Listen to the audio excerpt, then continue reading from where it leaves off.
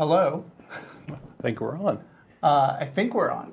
I don't hear any music these days, and I understand that some of that is because we are changing our musical selection. I know that we just had a meeting to talk about that, and we are going to be updating the theme music very soon. Hello, everybody. It's the Atheist Experience. As always, leading off the show by rambling about technical issues that new people will have no idea about. Right. I am your host, Russell Glasser, and with me this week is my co-host and good friend, Don Baker. Hey, good to be here. Today is Sunday, January 1st, 3rd, 2016. We're a live call-in, internet-based atheist TV show broadcasting from Austin, Texas, and dedicated to promoting positive atheism and the separation of church and state. You can catch us live every Sunday on YouTube or Ustream.tv. The official Atheist Experience website is www.atheist-experience.com. You can provide feedback for us by commenting on the official show blog, freethoughtblogs.com/AXP, or you can email tv@atheist-community.org. If you enjoy this show, please check out our related podcast, The Nonprofits, currently airing on the first and third Wednesdays of the month. The next Nonprofits is going to be this Wednesday, January 6th, and it's going to be the first show of the new year, and I understand Jeff has got something a little silly planned. So make sure you tune in and don't miss that. You can also check out the official Facebook discussion group for this page, for this show, which is titled Official Atheist Experience Discussion Group or something like that. You'll find it. On Facebook, right? Yes, Facebook. Okay. Welcome back, Don. Yeah, good to be here. I haven't seen you in a long time. Yeah, it's been a while. Not since last year, at least. Yeah.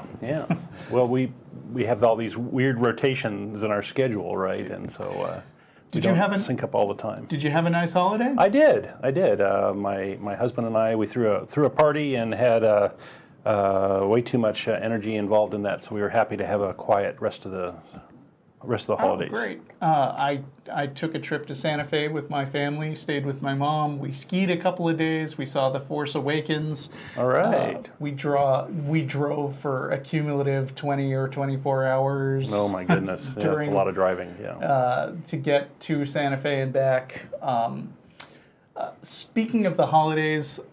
I'm glad they're over. I am too. I finally wear on a little bit.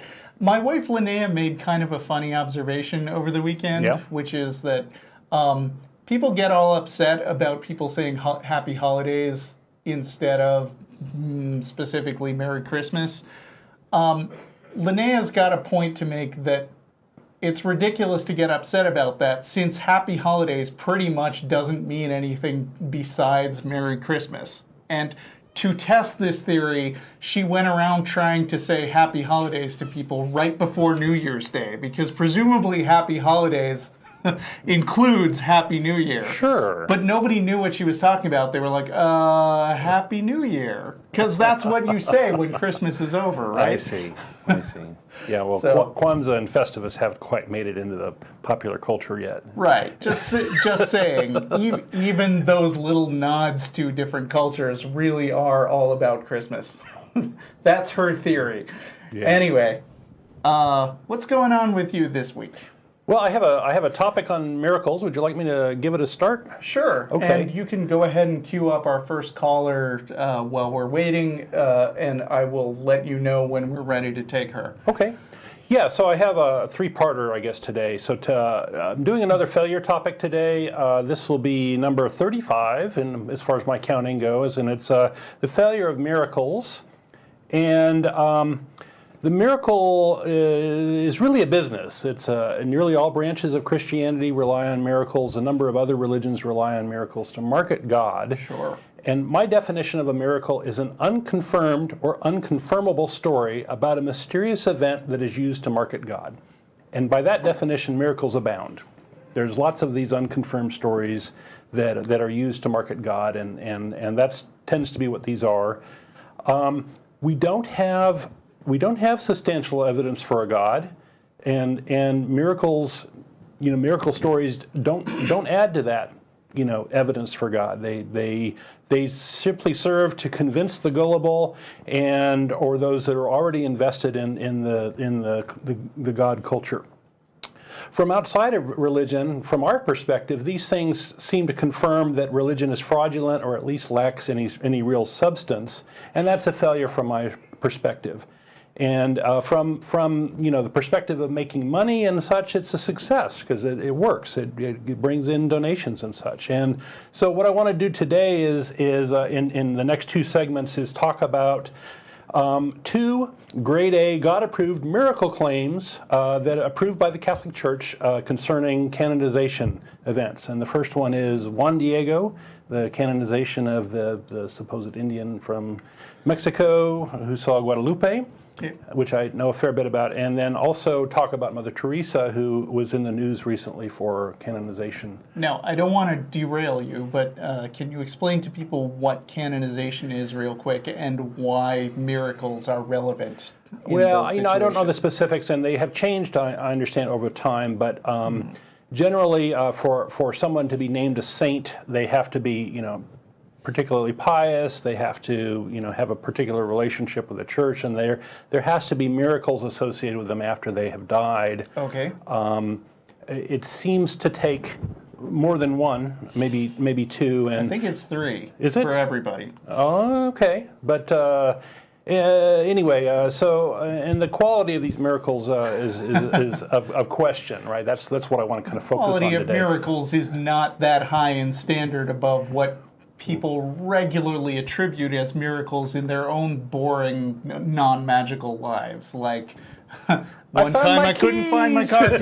Yeah, that's our go-to example. It's a miracle, yeah, that sort of thing. That sort of story comes up a lot, so no wonder we both go to it. But go on, what have saints done that qualified them as saints? Well, one of the most common claims is that there's a healing associated with the person, and often it's the case that there was some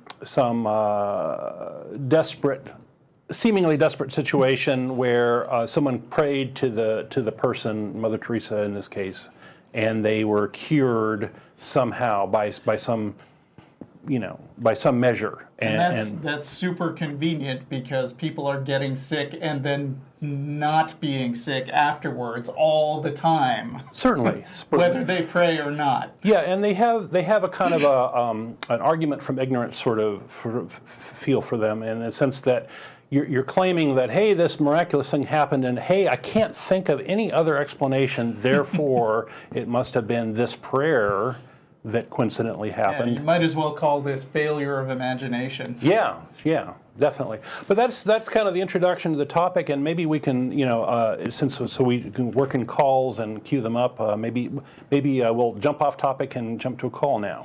Okay. By way of introducing this caller, who we had some technical issues last time, so I'm hoping we will get right to this caller and not just fumble around. But last time we were on, we had a caller who wanted to discuss transgenderism. And, Jen Peoples and I were on the show, and we do what we can to understand different people's perspectives, but we are by no means experts on this topic, and the caller certainly wasn't. But I mentioned that I had heard this speaker at a convention a couple times. Her name is Stephanie Guttormson. I hope I'm pronouncing that right. And she got wind of that show and is actually on the line today. So, Stephanie, are you there? I sure am. How are you? Great. Good to hear from you. Welcome. Thank you. First of all, Russell, if I ever hear you use the word transgenderism again, you and I are going to have some serious personal problems. All right. I will never use it again. Because you just implied that it is a belief system. It is not. Ooh. Oh, yeah, we don't want to go there. I didn't mean that at all.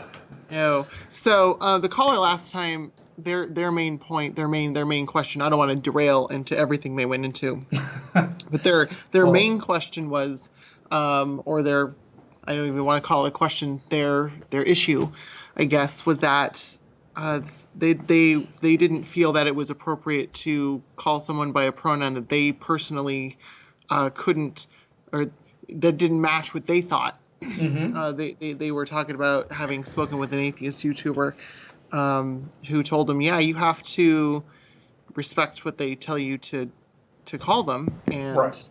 his response was, well, as a skeptic, if it doesn't match up what I see, then I'm not obligated. Okay. Here's my response to that person.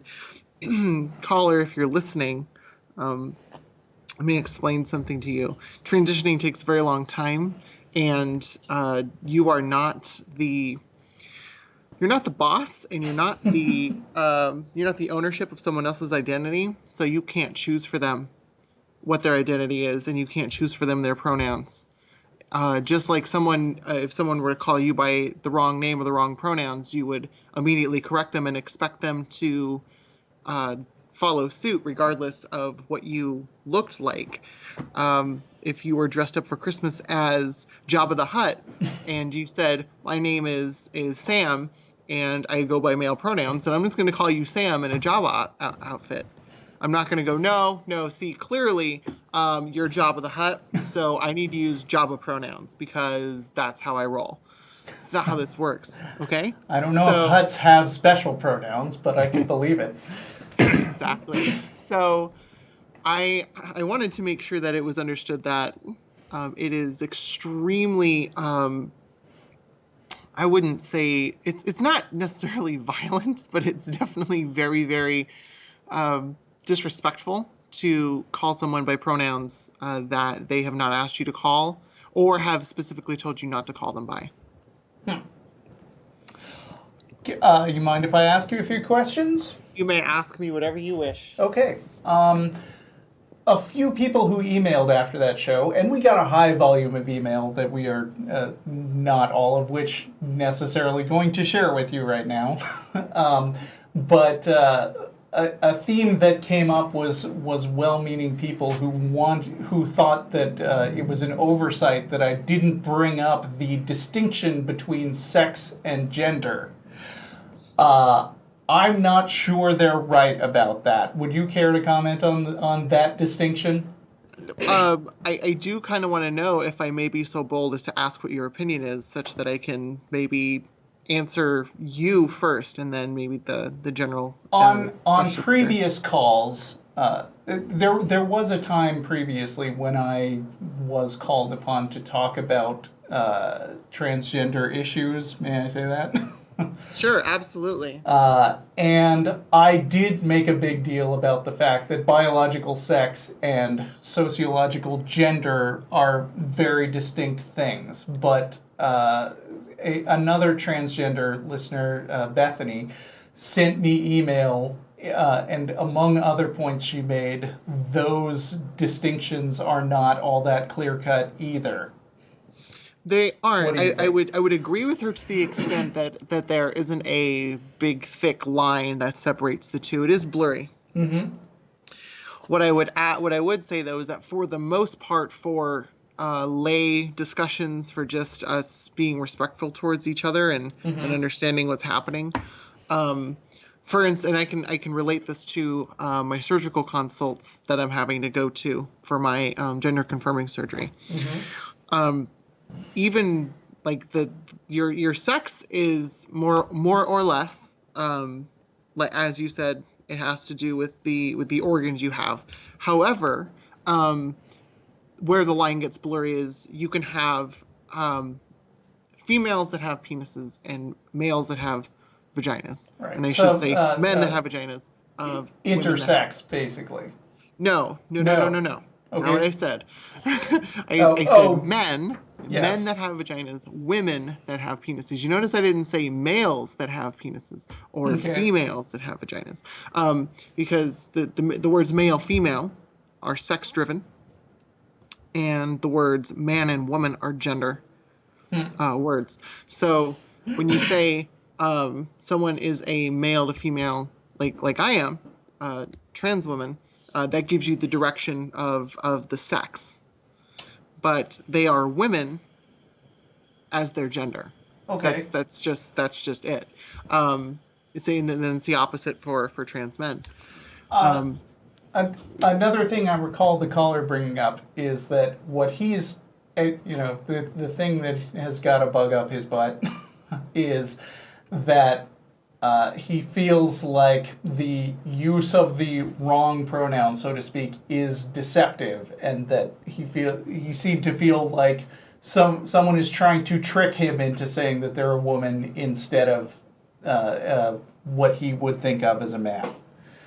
That's too bad for him. He doesn't. He doesn't get. I'm sorry. Well, he doesn't get to decide that for someone else, as I said earlier.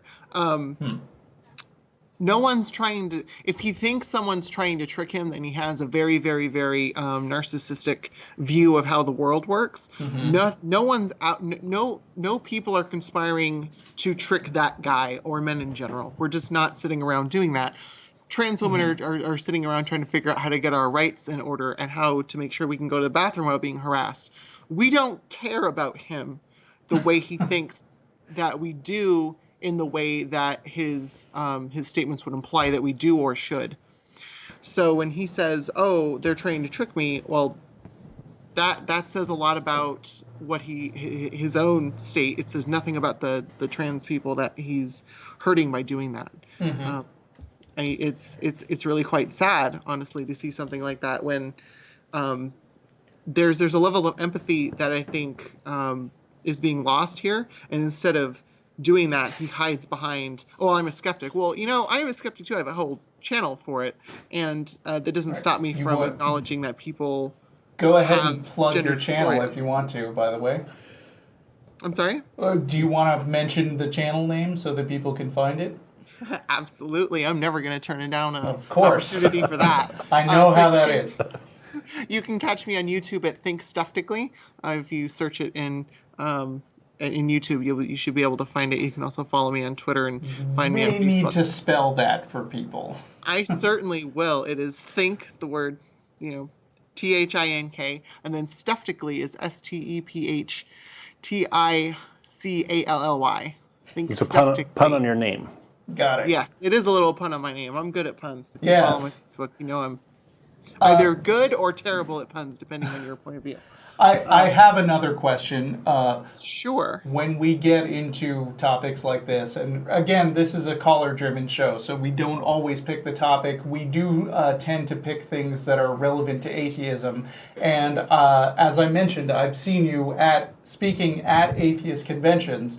There are certainly a number of atheists who say, well, that's not relevant. We shouldn't talk about these issues. Make your case why atheists should care about that's a good transgender question. issues. Yeah. Because some atheists are trans. And it's the same reason you care about black atheists and female atheists and any other marginalized group, which is marginalized in general.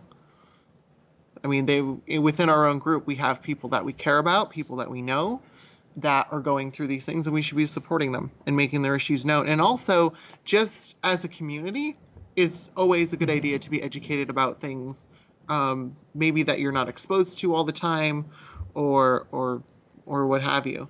It's a really good way to make sure that we are bringing our community together instead of dividing us. Education has never hurt anyone, and in fact, like the whole mantra of our movement is education. So that's my case for it. I think Works for me. Yeah. Right. I think you and I both come from a particular position on atheism, which is that community matters, and that getting people together to sort of shine light on their situations and help people get out of the atheist closet, as it were, and be among groups of supportive people is an important part of an atheist's experience. And I think there are a number of people among our viewers who think that we should only ever talk about like science or why believing in God is stupid or the bad things that religion does. But the fact that you and I both go to these meetups, these large-scale national meetups for atheists sometimes, kind of speaks to the fact that we are looking for a little more connection in addition to the straight-up factual, objective part of atheism. Is that fair to say? That would be, yeah. I would also point out we're all emotional creatures, no matter how logical we are, and we crave that kind of connection. So that's not a bad thing. Okay. Yeah. Don, anything to add? No. I think those conventions are a great place to go meet people, get to see different perspectives, make some friends, and I've made a number of friends along the years going to these conferences, and it's wonderful. So hope to see you there sometime. You brought up science. And if they want to talk about science, let's talk about science. Let's go ahead.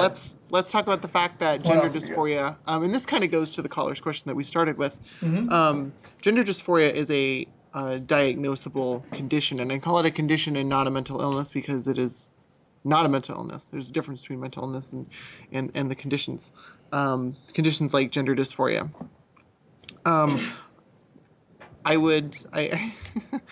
Sorry, it's kind of emotional for me. So, gender dysphoria is a real thing. Now, it's comprised of a lot Can you define it real quick for people who don't know what you're talking about? Absolutely. Gender dysphoria is the feeling of not identifying with the sex that you were born with, or so what we say is assigned at birth.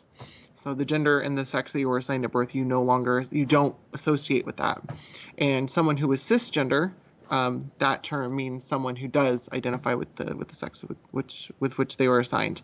So gender dysphoria is just the description of that condition, and it's diagnosed by professional therapists on a regular basis because it's a thing that exists, and they've done lots of work to make sure it wasn't something else, of course, but they've found conclusive evidence that it's a thing. And how you treat that is transitioning. You don't treat it by going to some pray away the gay or pray away the trans camp. It doesn't work that way. It's not depression. It's not something you can work through with maybe a little bit of drugs and some therapy. Gender dysphoria is resolved by a little bit of therapy because there's a lot of, in most cases, internalized transphobia, a lot of self-hate, maybe issues with family, what have you, what people might go to normally for a therapist. And then there's the hard transitioning part comprised of a combination of surgeries and HRT. Can you deal with gender dysphoria in other ways besides getting expensive surgery? Because I am thinking that not everybody who experiences it is in a financial position to change what they want to change. Well, gender dysphoria isn't always treated with surgery, and there's a lot of trans people that don't opt for any kind of surgery of any kind. It's simply the surgeries for the most part are optional. And as far as gender confirming surgery, I'm choosing to get it, but it's also a recommendation from my doctors that I should get it as part of transitioning. Hormone replacement therapy, or HRT, is almost always used unless there's a medical reason why it can't be. Okay. And real quick, and then I think we're probably going to want to move on to Sure. I've been on a lot, so let's get something new. We're glad to have you. Just wondering if there are any, let's say, like psychological textbooks or some helpful resource that people can look up who want to get a deeper understanding of this topic. If they want to do that, they can. Shameless plug. Watch my YouTube channel. Get a hold of me personally. Right. I'm always around, so that's a good thing. And they can also check out things like transwhat.org, Tranifesto. They can also check out. I have a whole list somewhere. I wish I were more prepared, but at least those two are good places to start. You can also go to Google Scholar and type in gender dysphoria, and I almost guarantee you'll pull up well-researched and well-sourced material as far as that goes. Okay, so I mean, I wouldn't have thought of that search term, so I hope that'll be helpful for people who are still wanting to learn more on this topic. Fabulous. All right, so thank you very much for calling, Stephanie. Thanks so much for having me on. I appreciate it. All right. All right, bye. Bye. Well, we got some jarring topic changes here. Yes, so miracles. Miracles. And you can queue up Cody in Canada. Yeah, I'll do my next Ontario. little thing here, and I want to talk about the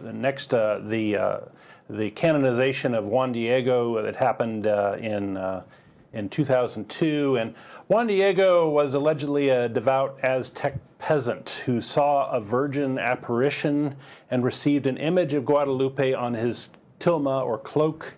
And there's a lot more to that story. That's the very, very, very brief version of the story. And the cloak is supposedly a relic or an existing, thing that you can point at and call it a miracle. It's the centerpiece of the Basilica of Our Lady of Guadalupe in Mexico City.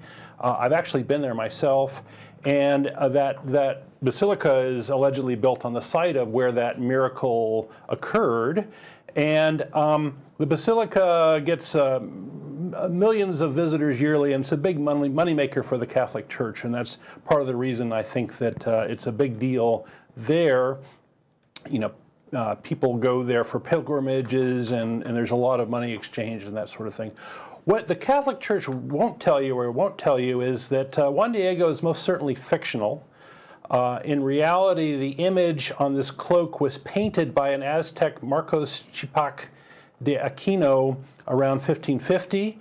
And the image is based on a Spanish Guadalupe. There's a Guadalupe even before Mexico from Spain, and I've been to that monastery as well. And that image and that Guadalupe was brought to Mexico by the conquistadors when they came and conquered the Aztecs. And that Spanish Guadalupe is strongly associated with conquest, and that Guadalupe went around the world with the Spanish when they were a superpower, and Guadalupe is one of the most common names throughout the Americas and even into the Pacific, all the way into the Philippines. So priests in the Guadalupe monastery in Spain were complaining bitterly when their lucrative tributes from the Americas stopped, because the church there in Spain started, or the church in Mexico started, keeping their own tributes and such, and all the money stopped flowing. And so, that's a well-known thing. And the miracle took place at a location that was actually an Aztec temple for Tonantzin, which was the mother goddess of the Aztecs. And the conquerors were anxious to suppress this other god in favor of their religious belief. And so, do a little prestidigitation, keep the location the same, and all of a sudden you start to get people believing yours. Now, this tilma, this cloak, has had a number of other miracles associated with it. In the 1890s, this cactus fiber thing that was this original painting was finally degraded to the point where they had to replace it, and they did another painting. And in this version of the painting, they removed the crown on the image of Guadalupe on the Virgin Mary, and both the newness of the cloth and the removal of the crown are credited as miracles, even though, gosh, isn't it obvious that the cloth's going to be newer if you do a new painting? Anyway. I think this kind of highlights the problem of an argument that is often made in favor of various Christianity things where it is a variety of you can't explain that argument, where they set up this false dichotomy of, to throw out an example, you take the empty tomb of Jesus, and they're like, well, the only alternative to Jesus being divinely lifted into heaven is that he was some kind of conjurer or trickster of some sort who pulled some kind of Houdini-like escape from that thing. And so they're like, well, so which one of those two things is more plausible? Right. And of course, the more plausible thing than any of those is it never happened at all. Right, or it was just a story, right? Like there are often options that people hadn't considered where, you know, in your case, it's like, well, what's more likely that this thing, I mean, how else can you explain that this really ancient thing was tested to be fairly new? Yeah. And the real answer is, well, some guy painted it. Yes. And it's like there is often a third option that you were not thinking about. Right, and you know, some of this information leaks out over time, or independent investigators are able to find something. Often these miracles are so vague and so well obscured that you don't get the opportunity to do that, and so they end up being, as I mentioned earlier, kind of an argument for ignorance in the sense that nobody has the actual facts involved here. So a little bit more on Juan Diego. There was a more recent episode where a scientist who actually was an ophthalmologist allegedly examined the eyes of the painting, of the Guadalupe in the painting. So let's make sure we emphasize this. We have somebody claiming to be a scientist examining a painting, but their specialty is ophthalmology, is human eyes, not historical, paintings. It's not examining old artifacts. It's none of that, right? It's an ophthalmologist claiming that he sees some other characters in the story reflected in the eyes of the Virgin Mary, as if she were seeing them now, and you could see the reflections. And this is just sort of beyond the pale as far as completely ridiculous. As it turns out, the bishop in the story, who is supposedly visible in these eyes, wasn't even in Mexico at the time, and that's another flaw in the story. And so this whole thing is just a massive fraud, and the more you know about it, the kind of angrier I get, in the sense that, hey, this is such an obvious con, and even today, even here in Austin, there is a culture of folks that sort of promote this Juan Diego story and the mythology around it, and they sort of celebrate this Virgin Mary. It's a December 12th tradition. By the way, I think the whole story and mythology is kind of beautiful and interesting and fun, but it's fiction. It's clearly fiction, and that's how it should be thought about. Right. So that's it for Juan Diego. Let's take another call, okay. And then I'll come back and talk about Mother Teresa. All right. I have a minor bookkeeping note to mention. Okay. For a long time, the numbering on this show has been a little weird and confusing because we have like a sequential string of numbers. Last week's episode was like 949. Actually, it was 950, but we didn't have an episode. Oh, so it's even more confusing. Last week's episode. So we incremented the number even when we technically have no show, which leads to a ton of confusion. And apparently this was an artifact of some decision that was made. Well, I can explain it if you want. Okay. we knew when our first show was, and we had a lot of episodes missing, and so this numbering scheme worked out where we could have a number for everything, but not necessarily know when we had a show. Yeah, but it led to a lot of confusion where people would be like, "Where's this missing episode?" So we talked about this at the board today, and we mentioned that the Nonprofits has always used a scheme where we have the season number followed by the episode number in the season, and that makes a lot more sense because this numbering scheme is not that useful to anybody. So we calculated from Wikipedia, that knows our show better than we do, that we are probably now here in 2016 beginning our 20th year. Oh my goodness. Of doing this show. I feel old. None of us were in it that first year. No. So we won't tell you how old, but this show is officially called episode 20.1. So from now on, New numbering. Or new numbering scheme that is slightly more meaningful. Yep. Now you know, and so does. Who's on the line? Do we still have someone on the line? Nobody is highlighted anymore. Nobody has highlighted. Oh, great. That's fine. I can talk about Mother Teresa. Oh, wait. Cody's on the line. Cody? Yes? No? Calling all Codys. Okay. Well, Okay. We'll take Cody after talk Mother for Teresa. another then. minute, and then we'll figure out who's next. Okay, let's talk a little bit about Mother Teresa. So there was a miracle in the news recently associated with Mother Teresa that is sort of another step in her canonization, which is supposed to be imminent. Mother Teresa was a nun and missionary in Calcutta, India. Her congregation, the Missionaries of Charity, runs hospices and orphanages in many countries. And her name has become synonymous with the selfless care of the poor. And some of what her congregation does, I'll give her some credit. Some of what her congregation does is good stuff. Some of it is rather shady. Her congregation has unknown wealth, but has perhaps hundreds of millions of dollars have flowed through it. Lots of money flows through her congregation, and despite having a bit of a rocky relationship with the Catholic Church, they have been seen as a clear moneymaker and a clear brand name associated with the Catholic Church. And what they don't tell you very much about Mother Teresa is that she was kind of a sadist who thought poverty and suffering were noble, and she kind of worked to promote it instead of worked to ease it.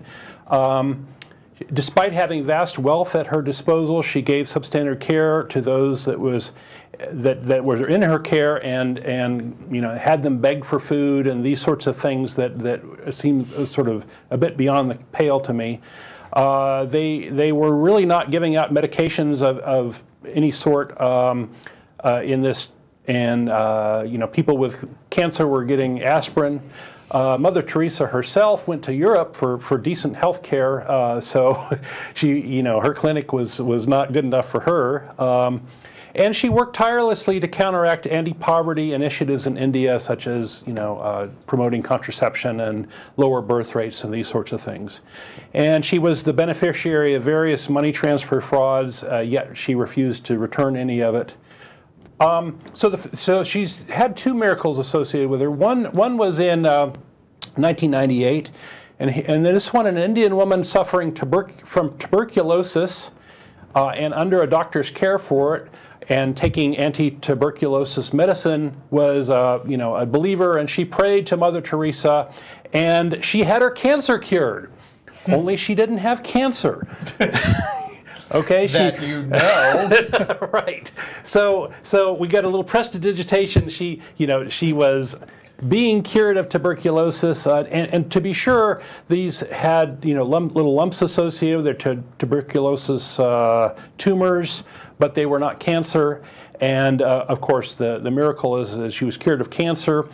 Oddly enough, I had my cancer cured by Mother Teresa. Did you? Did you know I don't have cancer right now? I'll be darned. I pray to Cthulhu, and he cures all my stuff. You know who I pray to? Joe Pesci. There you go. Right. So, from this first miracle, Mother Teresa was beatified, which is the first step towards canonization, and of course, a lot of skeptics are crying bloody murder over this, right? Because this is just a simple miracle cure claim that's not even well substantiated and is clearly false. In the case of Mother Teresa, like, the confirmation bias is more noticeable than usual, because people, the real way you get made a saint is be a person that people really want to be a saint, and then they will come up with whatever stretch of logic they can find to make your ordinary boring action seem magical. Yeah, and if you ever go and research any of these articles, and maybe what I'll do is I'll try to post some of my links that I found, you'll notice that even with all these miracles, the Mother Teresa is the main point of these articles. It's like Mother Teresa, Mother Teresa, and then all of a sudden, this guy over here is a prop who did such a thing that gave Mother Teresa, all this great kudos and such. So it's almost like the miracle's a second order thing. So do you mind if I mean, can we hold this one and check in with Cody? Sure. Okay. Hey guys, sorry I didn't want to interrupt. Okay. No. Hey, Cody. Cody. I was really enjoying the segment, and actually I wanted to thank you specifically for that segment earlier about Guadalupe, because I remember when I was 12 and I was a slightly more angsty anti-theist, and I was in a debate. I was asking for proof of a miracle, and they referenced specifically to that, and I intended to do some more research on it, but I like how things came full circle. And I heard about it here. That was Okay. awesome. We can help. Well, I actually have maybe a book recommendation for you. You might check out The Mexican Phoenix by D.A. Bradding, who does a pretty good job of tearing it all apart. That's awesome. I'm going to write that down right now. I wanted to ask you guys about your opinion on vestigial organs. Okay. I'm an atheist. I'm all for and them. I find it... Sorry? I'm all for them. Yes. Support your local vestigial organ today. I'm sorry. I'm derailing you. Sorry. Oh, no problem. So is God. God is for them, apparently. Okay. But I just found it was a pretty, I don't know, a compelling argument, maybe not against deism, but against like a personal God with intelligent design. And I was wondering if you guys could maybe share your opinion. This is right up Russell's alley.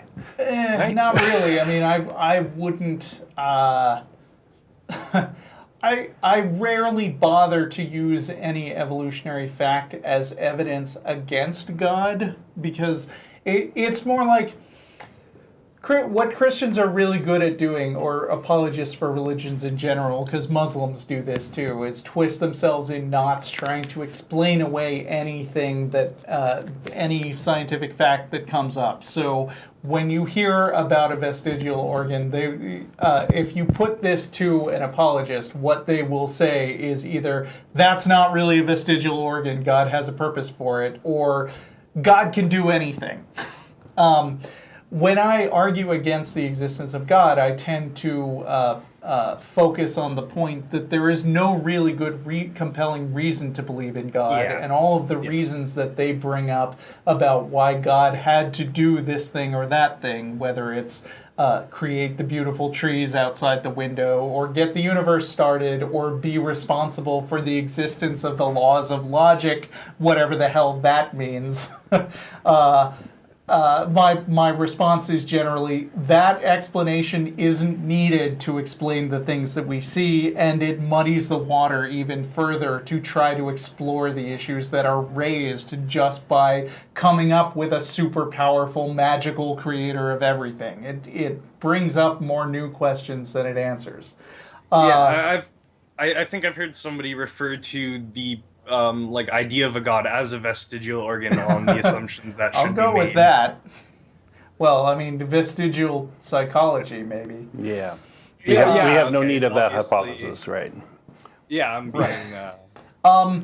The thing is, evolution doesn't have to be for or against the existence of God. There are plenty of respectable scientists who make strong cases for evolution, like Ken Miller, for instance, who happen to have a bunch of other nonsensical beliefs that I will debate all day. But you don't have to deny the prevailing scientific theory in order to be a Christian. And I will happily take part in ridiculing anybody who is in some kind of denial of mainstream science. And that is on a perpendicular axis to my ridicule of their belief in unprovable magical things. Yeah, it makes sense to me. Make sense? Yeah. The only reason I found it particularly interesting talking point is because I think it implies that there isn't foresight, and that's kind of how they twist evolution, and they say it's because God had foresight so he could make it in his plan. But Right. you're absolutely right. The main reason not to believe is there's no evidence to believe it. I shouldn't be trying to look for disproofs. Right. I just found it. Well, I mean, you certainly do try to look for like refutations of things that they say, and it is kind of a convoluted argument that they have to come up with because nature and scientific facts that we discover are messy, and the what people find valuable about religious explanations is that they're really, really simple.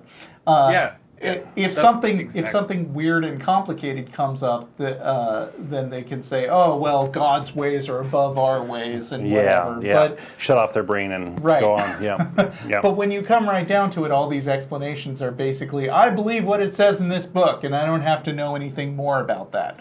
And when you run into complicated crap like the evolutionary history of life on Earth, like where did all these weird bones come from things that we never heard of before, or quantum mechanics or something. Yeah. Exactly. Things that are more complicated than our ancestors would have expected them to be. People who are stuck in this mindset of believing these ancient texts that don't really explain very much except in a trivial just so story kind of way, have to sort of scramble around to find some weird way to incorporate this new information and say, "Oh yeah, we really knew that thing all along, and that's what this It's a passage in the Bible was post hoc spin doctoring. Yeah.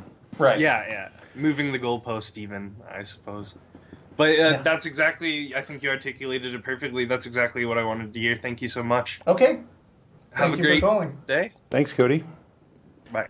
All right, we are going to queue up Lucas in California while Don continues to explain We'll talk about the second miracle. So this is more recent. A Brazilian man suffering from water on the brain or obstructive hydrocephalopathy. Okay. I'm not a medical guy, sorry. Awoke from his coma after his wife prayed to Mother Teresa.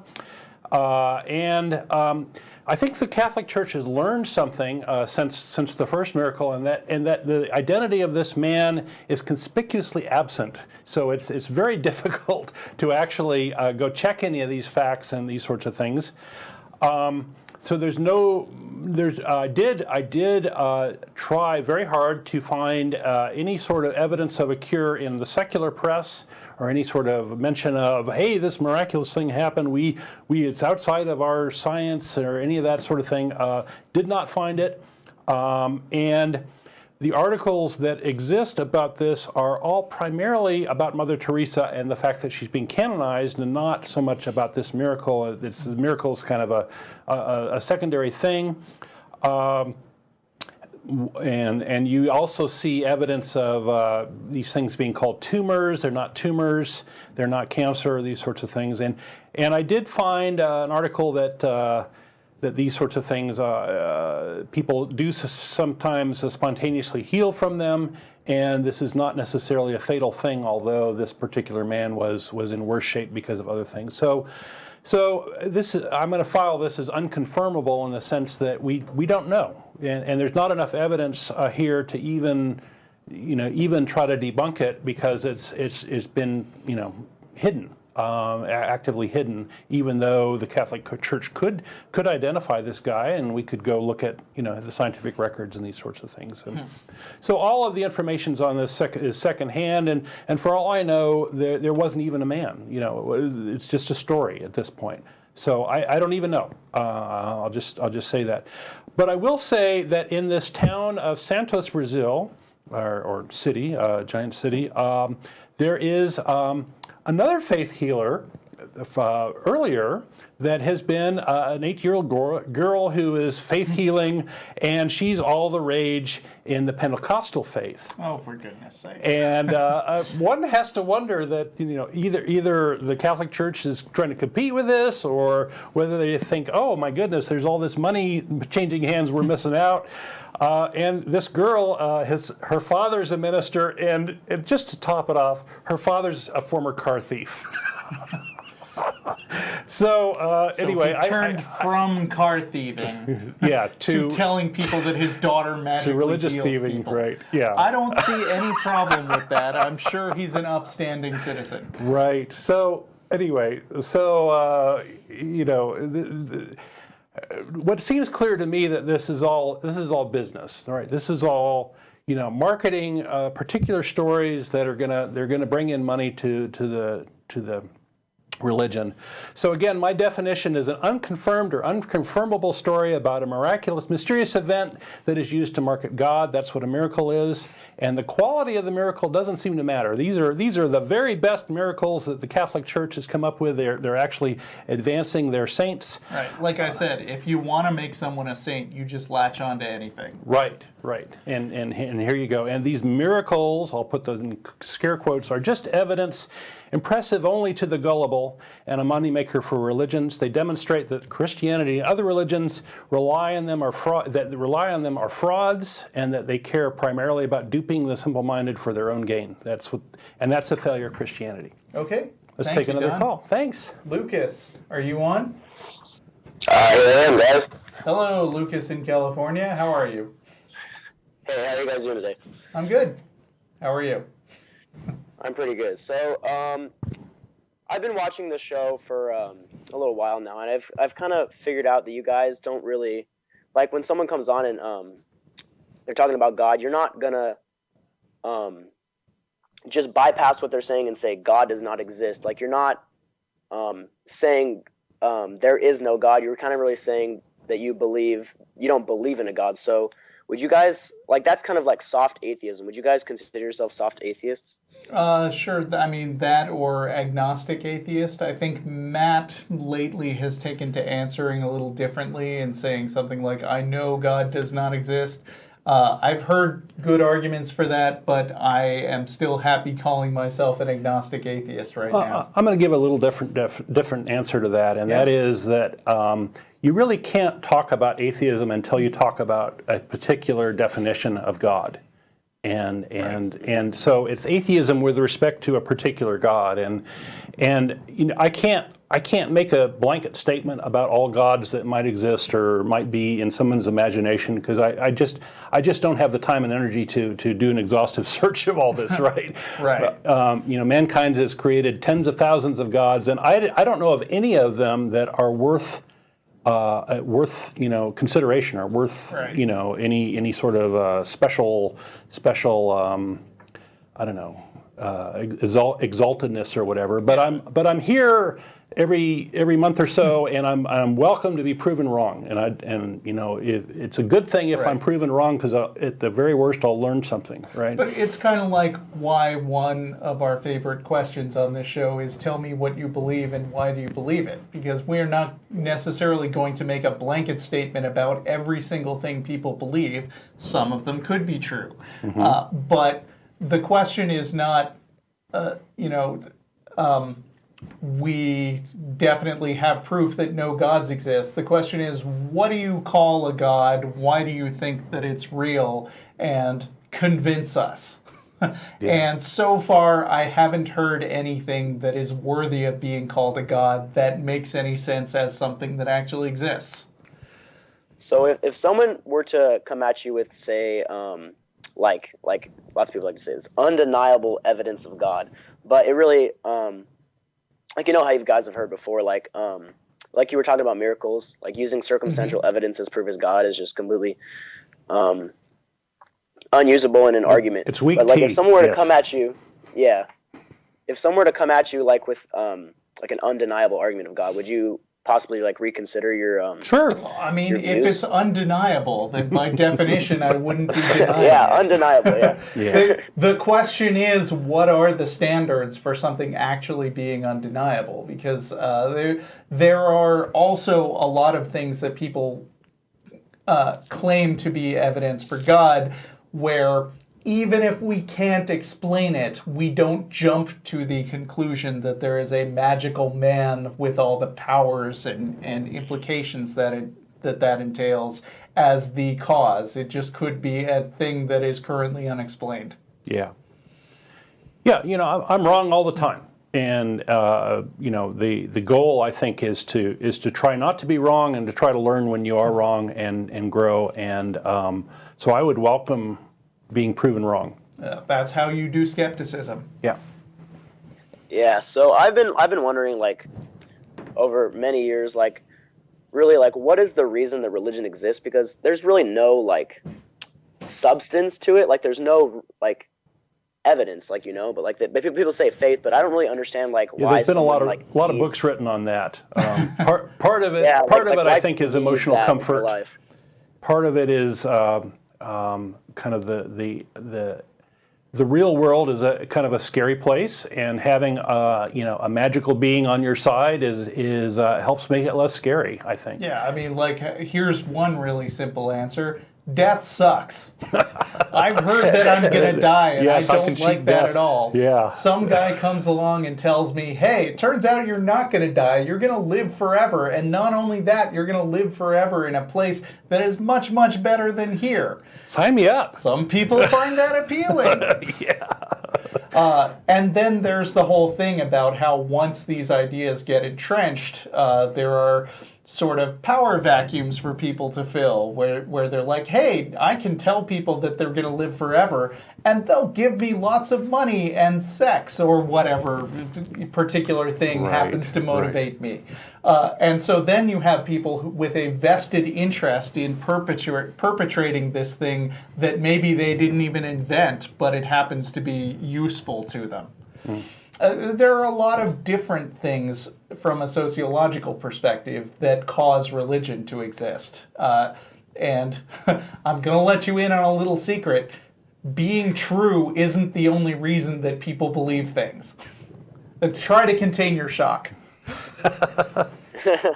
Yeah, I see where like people can see that, but I feel like these days where like science is like the backbone of belief and like everyday like discoveries, that like I don't feel like religion really has a place anymore. And it really surprises me that the masses are really still holding on to religion without any real form of substance. Yeah. Science requires hard work.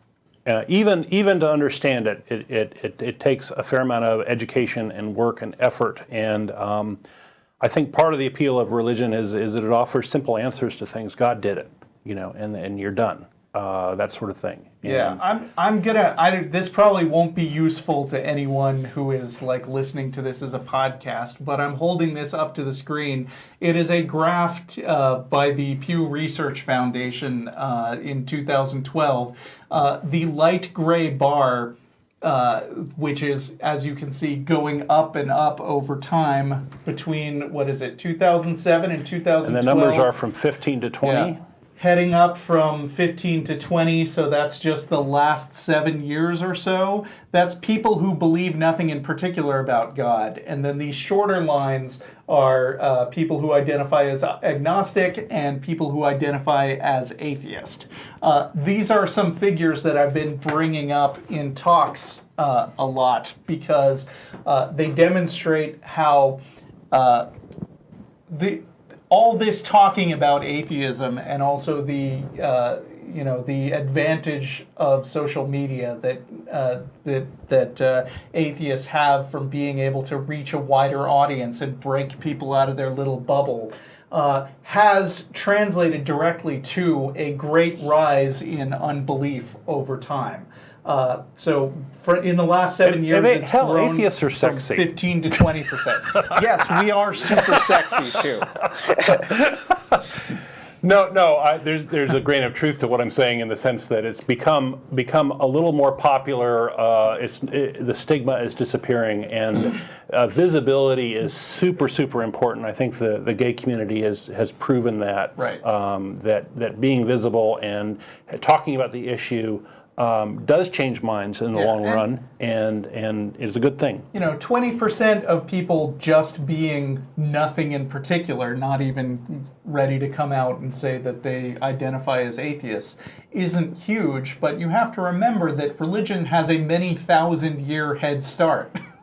And at the time when religions first came up, they had the advantage of being the only game in town that could explain things like where the sun goes. And they'd at kill night. you if you didn't agree with them. Yeah, and the power thing. So, I should clarify that this is just in the United States. In other parts of the world, yes, we know, European listeners, we know your country You're is way much ahead of us better in this at department, non-belief right? than we are. Yeah. We got a lot of work yet to do. So would you say that kind of religion is, given hundreds of years from now, that religion would kind of be the minority and non-belief or disbelief would be the majority? I could hope that, but I don't know. I am a non-profit. Yeah. So strange things have happened. There may be some sort of societal collapse that will reset everything, and who knows what will happen after that. There may be I don't know. Yeah. Too many I am different definitely outcomes. not in the business of predicting the future. Although one prediction I will still confidently make is that Donald Trump will never be president of the United States. But beyond that, I'm not going to make any specific predictions about anything. So, anything else? No, that's it. All right. Thank you for calling. Thanks for calling.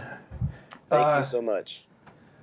You can queue up Jonathan in Seattle, and if you don't have anything else to use as filler, Don. No, sure, but we can. What do you got there? Well, this story has been making the rounds and has been tweeted to me as hashtag nonprofits news, which, by the way, is a great way to get topics that you are interested in discussed on our other show, The Nonprofits. Just tweet anything with hashtag nonprofits news. Our old friend Kent Hovind is back in the news. Out of jail, recently. even. What do you know? Yeah, for those of you who don't remember, Kent Hovind is one of the funniest creationists in the world. He is, let me see if I can in the list Keystone Cop everything. sort of way, right? I mean, he's a young Earth creationist, so that's funny already. Right. He believes the Earth is less than 10,000 years old, let's say. And He got his PhD from a mail order place, yes, right? yes. His PhD thesis is online for anybody to read, and it's hilarious. It's full of grammatical mistakes and just, it's the worst thing ever. He got arrested for tax fraud because he wasn't paying his taxes on this dinosaur Ark Park that he was running. He didn't out of render Florida. under Caesar, Right. right? So what has he done this week? He was week? in jail for a number of years, and he's got a novel new explanation of why there are contradictions in the Bible. It's to weed out the atheists. According to rawstory.com, young Earth creationism evangelist Kent Hovind asserted this week that God had purposefully put contradictions in the Bible to weed out non-believers. In a YouTube video posted on Monday, confession, I haven't watched it yet, but I really should. The Christian fundamentalist responds to a follower who is troubled by a contradiction in the book of Acts. If I was God, Hovind explains, I would write the book in such a way that those who didn't believe in me anyway would think they found something. Aha! Here's what I don't believe. And then they could go on with their life because they didn't want to believe in God, anyways, he continues. I would put things in there that would appear, without digging, to be contradictions. I don't think that's deceptive. I think that's wise for the Heavenly Father to weed out those who are really serious. Notice he doesn't try to explain why the contradictions are actually. He mentions that that atheists aren't digging to resolve the contradictions, but he also doesn't really bother to resolve them himself. He just says, "Oh, that's God tricking you." Well, that's sort of admitting that the Bible is not evidence of anything, right? It's sort of throwing out the baby and the bathwater as far as... I guess that's true, really, because if there are apparent contradictions in the Bible and things that can't both be true at the same time, without digging, then you can't really trust any individual fact that you get from the Bible, because they could be one of those tricky facts. Right. Right, and so you sort of lose any sort of grounding for these various versions of Christianity, which are already pretty divergent. Yep. Hovind says that he has made a choice to believe the Bible until it is proven wrong, which is convenient because you can't prove somebody wrong who responds to all potential contradictions by going la la la la la la la. Right. In fact, another funny thing I just remembered about Kent Hovind was that some years ago he tried to ape James Randi's $1 Million Challenge by saying that you could get $250,000 from him if you could convince a panel of judges that he personally selected that evolution is true. Right. Which is funny because, nobody assumes that you can convince everybody. The question is whether it meets scientific standards. Anyway, everybody should go watch that video this week. That's your homework assignment from the Atheist Experience. He's a piece of work for sure. Okay, I believe we have someone on the line who does believe in some kind of God, but not the young Earth variety. Jonathan, are you there? Hello? Can you guys hear me? Hi, Jonathan. Yeah. Hey, how's it going? Good, how are you? I'm pretty good. It just started snowing where I was. So, okay. You live in Seattle, where I have visited a couple times because my dad's there now, too. Oh, yeah? It's a cool town. Yeah, it's a lovely place. And also our friends at Ask an Atheist are there, and various other really cool atheists. But you're not an atheist. What do you got for us today? Well, depends on what you mean by atheist. We'll probably get into that later. Okay. So yeah, I'd like to talk about pantheism today. And I noticed that, I don't know if this was the last show, it was definitely a few weeks ago when Matt was on. And this one pantheist called in, he was the panpsychist type that believes that, the universe has a consciousness. Okay. As I recall, Matt didn't have a lot of patience with that guy by the end. Right, yeah, he didn't make the best case. The pantheist say didn't? the least. No, yeah, the pantheist. Yeah, so I guess you have a better one then. I hope so. So there's been this misconception that, pantheism is just, useless because we already have a synonym for what it's describing. We already have a word for universe. But people ignore that there's actual meaning in that statement. When pantheists say that the universe is God, what they really mean is that they believe that the universe and nature are worthy of the highest reverence and respect and all that. It's like a whole bundle of emotions that you feel towards reality and the universe. So how is that different than, say, nature worship? Well, it's not all that different, actually. Okay, so I feel a lot of really nice, happy, positive feelings about the world and the universe. What additional thing does it mean that it's God? Right. Well, the thing is about the word God. You can be a pantheist, like an implicit pantheist, and never use God language at all. Well, then what does theist mean in this context? Well, pantheism is kind of its own thing from theism. Because, correct me if I'm wrong, this is my understanding, that theistic gods are necessarily transcendent and personal, and pantheist gods, quote-unquote, are immanent and impersonal. So in that way, it's kind of an extension of atheism, where secular humanism is kind of an extension of atheism, where you have, your response to one single proposition, and then and secular humanists build upon that and add more beliefs. That's just what pantheism is. Suppose I were somebody who just said, I have no interest in applying the word God to the universe. Can you convince me why I should? Right, yeah, I'll try. Okay, so it's been my understanding and fellow pantheists that the universe actually exhibits similar properties to what religious people have given to their God. So I'll just go down the list. You have... I have similarities to what religious people describe as God, since I am allegedly made in God's image. You look like him, right? Not very well. Technically, yeah, because he made all people in his image. Yeah. But I don't think anyone would call me a god. So sharing properties in common and then saying they're the same thing is actually a common fallacy. So I'm going to need some more than that. Well, can I just go through the properties? All right. Hit the good ones.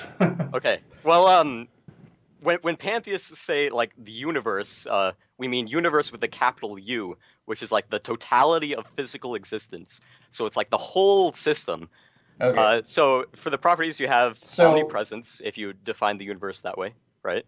So if the universe, I mean, there is a sense in which universe is used to mean this set of things that was allegedly came out of the Big Bang. But then there is unclear. It's unclear whether there are potentially other universes, but your use of the word universe, I guess, would include those other universes as part of the universe. Exactly. That's fine. Anything that's out there on. and that's part of physical reality, that's included. Glad we're clear on terms. To my understanding, if you define the universe that way, then it's omnipresent. Would you agree? Sure. Yeah, Okay. I mean, in the sense that there is nowhere where that universe is not, that's pretty much just a tautology, though. I mean, you're saying everywhere is everywhere. Right. Well, okay, let's keep going. Okay. So if it does turn out that, the multiverse exists, then it's very possible that it could be eternal and infinite. And now we don't know. Could be, but we don't know. Right. It's kind of speculation, so that's kind of a maybe. The universe is creative, but it's also destructive. So it plays those two different roles. I think so that am I. maybe anthropomorphizing a bit. Yeah, The that's universe true, is doing what it's doing, and we might interpret what those things, we like the refer to formation of a things as planet as being- creative, for Right. example, right?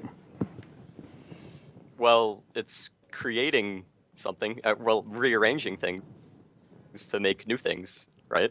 Yes, things do not always remain in the same state. Right. But I'm not buying that some property of the universe is Evidence of a thought process. Right. Well, no. Creativity. I don't think this creativity guy is a different thing, I don't right? think Jonathan is advocating for a thought process. He is Right. I'm of the naturalistic advocating kind. for a God which does not have any mind or intent or purpose Yes. necessarily. Yes. Okay. Then I still don't know why I'd call that a God. Okay, I'll keep going. Okay. So omnipotence? I'm really hesitant about that. But if you think about it, like the universe encompasses all possible actions. So in a Murphy's Law sort of way, I guess. right. So if you're talking about like the possibility of an omnipotent being, it seems that the universe would be the closest that we have, right? Well, I mean, or there could be no closest thing that we have, and there is just nothing that's omnipotent. That could be it too, right? Yeah. And Like, I'm not, I don't quite get what omnipotence means here either, because is there whatever happens, and you're saying that the universe could do anything it wanted to, except that you don't think it wants to do anything. So what does that mean? Just that the universe can do anything that is logically possible. Like all actions occur within the universe, so it's like the universe is able to do anything, right? So, I mean, what is this other than a tautology? Is there any set of observations you could make that would lead you to conclude, oh, it turns out this is a non-omnipotent universe as opposed to an omnipotent one? Yeah, like, you're just that would be defining kind of hard to everything do. that happens as the set of things that the universe can do. Yeah, I think the sort of common thought about omnipotence is that there is a decision made and that being does something that it maybe wasn't going to happen anyway, right? That could put a big birthday cake here on the table, for example, Right. just as an example. And I think that the universe, might could assemble a birthday cake somewhere on its own or whatever, but not here now as the result of a decision. And so I think that there's a bit of a disconnect with the terminology here. Yeah, like I'm gonna be blunt-ish here. Like, I think you and I pretty much agree on the same set of factual observations, but for some reason you're throwing in a bunch of loaded language that has a lot of baggage associated with it, and I just don't see why you'd bother. Which I don't see the benefit of this way of thinking. Right. Well, it all comes down to the emotional response that we have towards the universe, and that we hold it as the highest object of respect and reverence. So a lot of that is aesthetic appeal, but a lot of that is also just general appreciation. I think a lot of scientists and a lot of folks that sort of invest in understanding things do have that feeling, at least to some degree, of, hey, this is pretty awesome, and gosh, it's nice to be alive, and gosh, isn't this sort of wonderful? And we've called it in various times wonderment or awe or exactly. Yeah, I think the universe is really cool, and I'm glad that it exists, and I'm impressed by it, but I don't know if that's the same thing as the highest reverence. And it sounds like if I don't hold it in that level of esteem, then I'm still not a pantheist. Yeah, I would agree with you there. Yeah. Okay, so when you say you're a pantheist, you say that you pretty much believe the same as me, that the universe exists, that by some definition the universe encompasses the set of all things, which is a perfectly valid use of the word universe. It has no consciousness, it has no intent. Believing this thing doesn't have any bearing on what happens in the universe. I think we're on the same page with all that. I just still don't see any point to changing that terminology. Yeah. Jumping out of this conversation a little bit, I think my main quibble with theists is this idea of a personal God that you can appeal to, and gee, if I just kill some homosexuals, I'll make this God happy, and I'll get a perpetual orgasm in the afterlife. And of course, that sort of pantheists thing. don't believe that. Right, That's cool. right. So yeah, as long as you're not in that camp, I'm whatever. Anything goes. That's that. I don't have a big issue here. Right. Okay. But I also don't find the addition of a variant of theism interesting in any way. Yeah, that's fine. If it doesn't appeal to you, Okay. then that's okay. All right. Yeah. Just kind So no harm, no foul, I guess. Yeah. Right. Yep, Exactly. but if you're not harming anyone, do what you will, etc. Okay. So one last thought. Would you call this atheism? Because I kind of made the point that it's not theism, so wouldn't it have to be a form of atheism? if you want to associate God with the universe, then you've got a God in play, right? And if you want to assert atheism, that they don't believe in a God, then you kind of reached some sort of not a problem theistic here. God. I'm a big believer in letting people call themselves what they want to, as I hope we made clear in our earlier conversation with Stephanie. So if you believe in something that you call pantheism, then I guess you're not really an atheist. Although, given what you do believe, I'd say your belief in a pantheistic God, in air quotes, is not really any different from my not believing in any God at all, that I can tell. Yeah. And then there's the whole popular definition of atheist, right? The people that tend to call themselves atheists in our culture today tend to be folks that reject God claims, and they have kind of a skeptical bent, and to a first approximation are big into science and these sorts of things, and that's seemingly a little bit at odds with this pantheism idea. Anyway, but that's a different definition of atheism, if you will. It's more of the self-label thing. All right. Right. Okay. Yeah. Thanks, guys. Okay. Thanks for So I'll let calling, you move on. Jonathan. Thank you. Thank you. All right. We have a few more calls on the line. We are already well past an hour. We got like 10 minutes till we hit the 90-minute mark. Okay. That's about how long I've been shooting for lately. So sorry, I'm probably only going to get to one more call. And that... Who wins the lottery, Russell? What? Who are we going to take? You want me to roll a die? Yeah. No, I'm just going to take the next one on the list. It's Okay. going to be Thorbin in Germany. Okay. And I don't have any more cute time filler handy, okay. except to like make fun of Kent Hovind a little more. But Well, I I guess I have a little follow-up to some of the things yeah, I was sure. saying is this personal God idea. I think for me the big problem is it sets up a conflict of interest, right? Are you going to please this God, or are you going to, try to trade with it and make some sort of advance yourself somehow using this God who's presumably all powerful or whatever, suck up to it, make friends with it, whatever. That's I think the core of where religious harm shows up, is this sort of conflict of interest. I mean, are you gonna help out your fellow man? Are you gonna help out, the kid on the street or whatever? Or are you gonna try to, make friends with your God and whatever? And the fact that we don't have evidence for gods sort of adds salt to the wound as far as I'm concerned, right? That there's nothing there of any substance, and nobody seems to agree on what it is. There's a million different, or tens of thousands of different versions of Christianity even, and all sorts of other religions.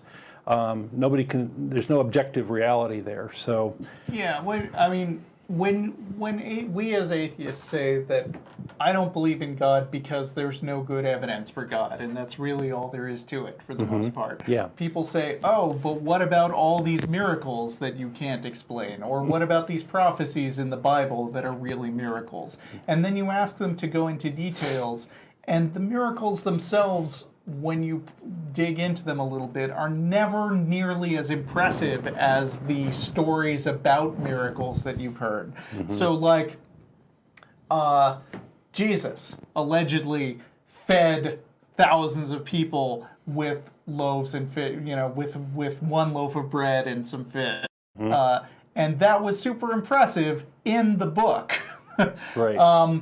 Within the and- story, it was impressive, right? He came back from the dead, and there's the whole story of Doubting Thomas, where Doubting Thomas says, I won't believe unless you show me unless you appear to me in the flesh and show me the nail prints in your hands. And Jesus shows up, and he's like, here you go, Thomas. What a great story, yeah. Cool story, but then you hear about miracles that have actually been observed and verified by multiple people, and they're always like, give me one of your examples one more time. Oh, it was the cure answer when it was didn't really exist. tuberculosis, right? Right. Yeah. It's always some weird mundane thing that happens all the time in the real world and is not terribly miraculous when you poke into it, and nothing as cool as walking on water or talking snakes or whatever. So, Yeah. fail. Yeah. Fail. No matter how you slice it. Who we got? Thorbin? Hello.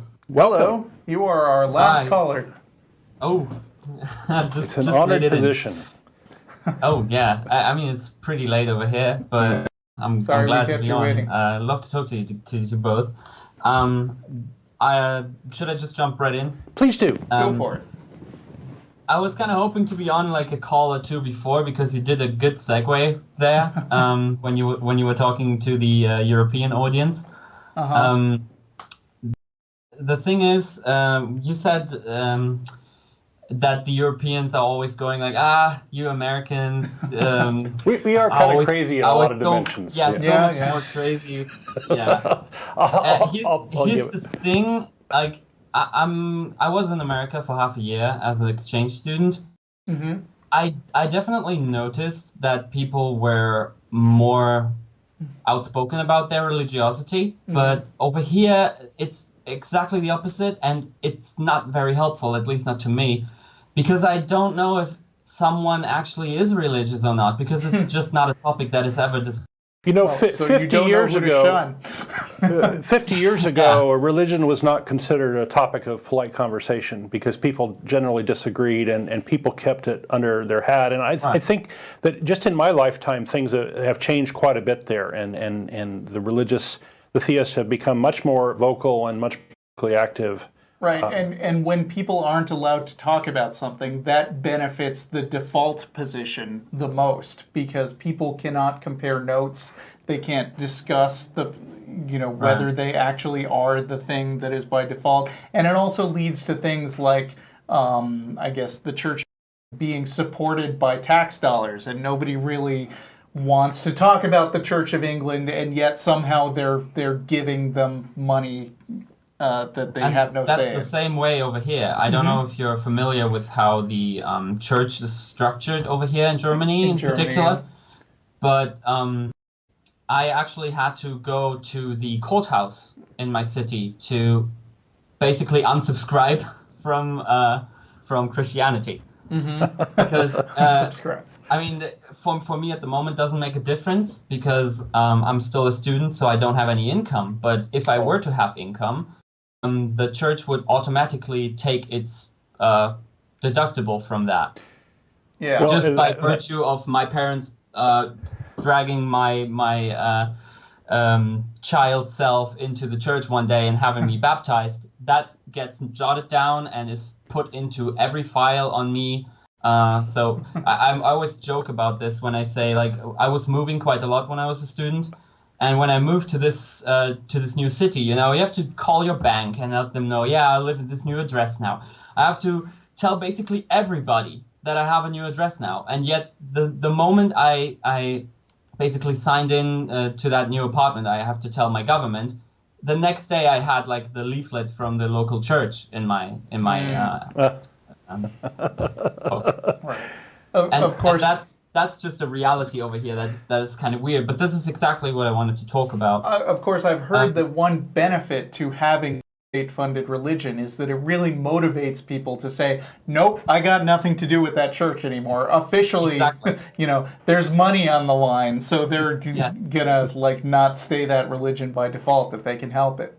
So thanks, Germany. This is kind of the problem, though, because since it's not very much a topic that you discuss, especially now, it's kind of a weird intermediate period, but I can only really judge if someone is an atheist or a theist by their actions. Mm-hmm. And their actions are sometimes very misleading. Like the probably best example I have is my girlfriend's family. Her brother just got married 4 years ago and just had a child.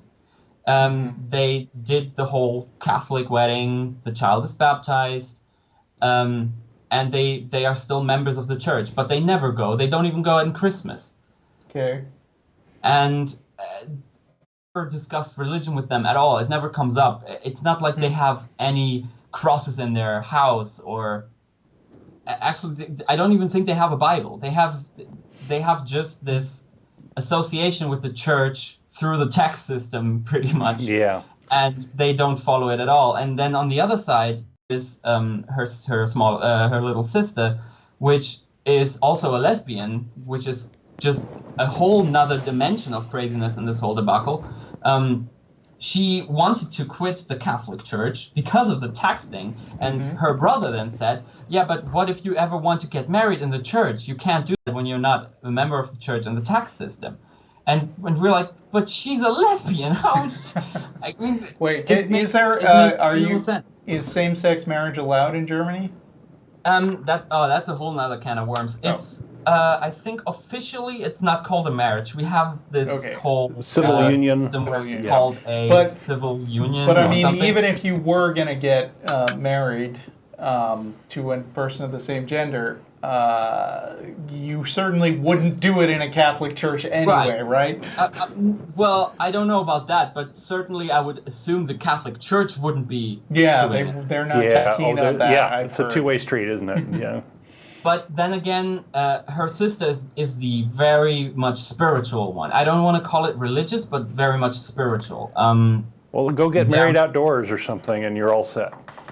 Yeah, I mean, their mother passed away just a few years ago, so they are all pretty much dealing with it in their own way. But my girlfriend and her brother are very much, calm and how do I put this nicely?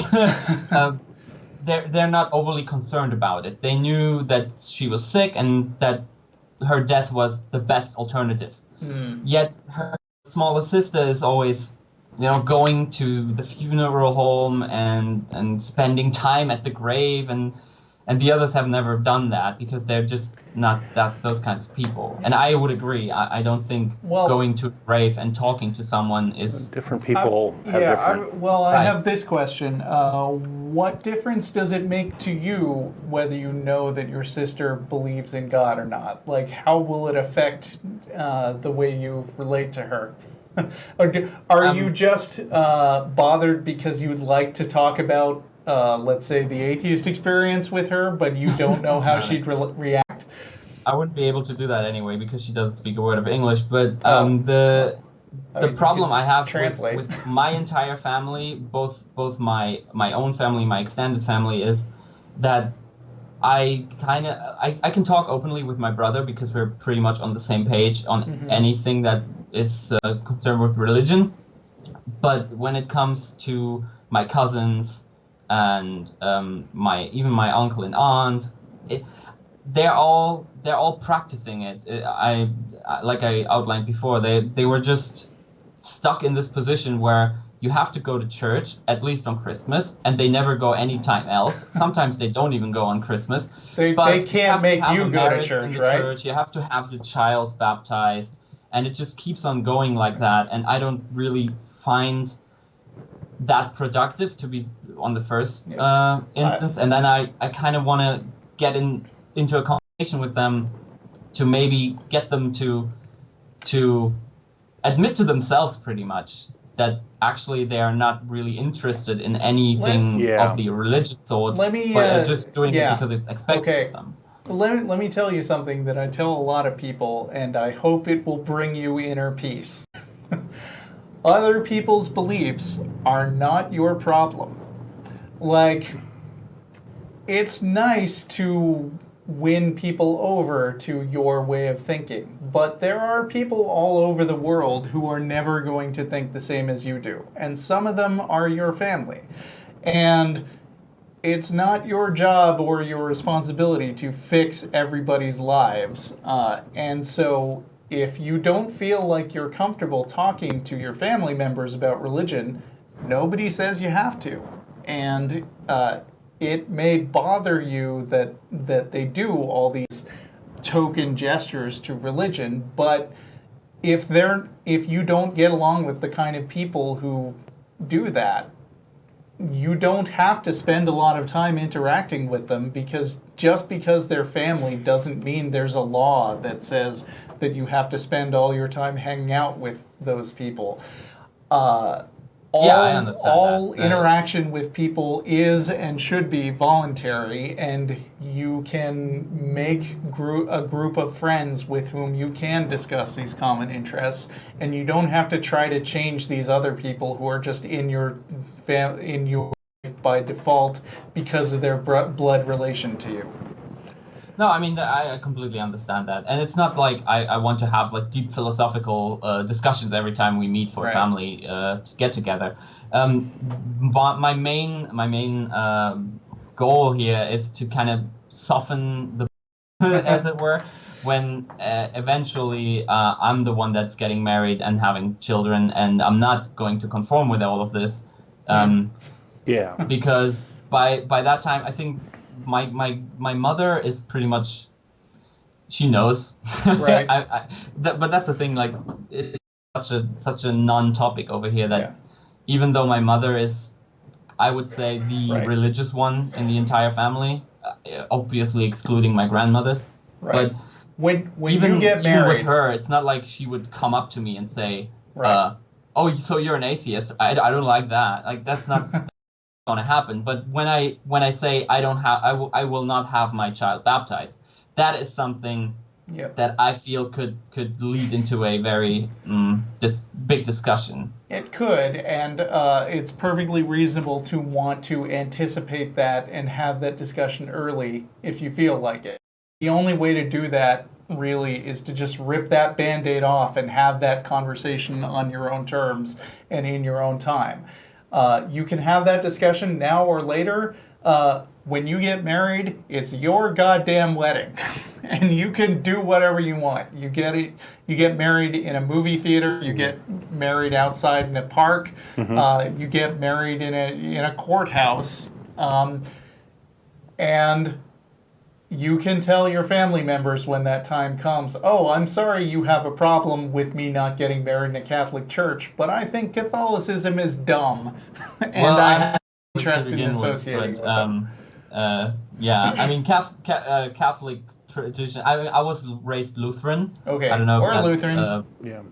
Yeah. But you're not Lutheran now, and that's the point. Right. It's your life, and you get to live it how you want. I got something a little different out of this conversation, and that was, it seems like maybe your family is going with a sort of default position because maybe they just haven't thought about it, or maybe they don't care enough. And on this particular issue, you obviously do. And it may be that there's a million other things like the choice of foods, for something that some people are very passionate about, and other people are going to go with the default. I'm gonna get the fast food at the restaurant in the corner or whatever. And so I don't know. I guess just be tolerant of the fact that not everybody is sort of consciously trying to make decisions on every level. Including yourself, because there are things that maybe other people care about that you don't, and in this situation, maybe your family just doesn't care that much about the decision, or they don't see the consequences of it, and you have an opportunity to educate them, or you can let it ride and make your own decisions for yourself. Those seem to be your two options. Yeah. I figured as far. All right. Well, thank you for calling, Thorbin. That's our show. Yeah, we need to wrap up. We got to end the show. You're hungry. Yeah. But thanks for your call. I need to go to sleep. Yep. Yeah, thanks for having me. Okay. Sleep well. All right. We'll see you guys at any of you local Austin viewers. You are, as always, welcome to come to the Threadgills North location. It's less than 10 minutes from here, so some of us will be wrapping up and some of us will be heading straight there. So see you around soon. See you. Yeah. Thank you, Don. Thank you. I had fun today. All right. Bye. Bye. See you next week.